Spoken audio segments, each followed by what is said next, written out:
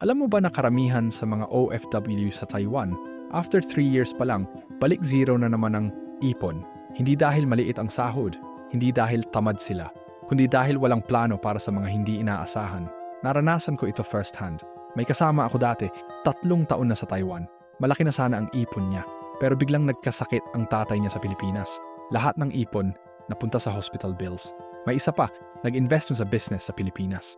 Pero hindi niya naisip na bumaba ang peso. Yung supposed na kikitain niya, naging tali pa. At marami pang ganito.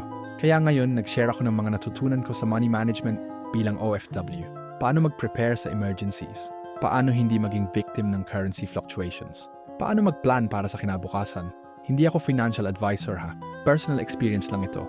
Pero kung OFW ka rin at gusto mong matuto, follow mo ako dito. Kasi abroad is temporary. Pero yung wealth na mabubuo mo, pwedeng forever.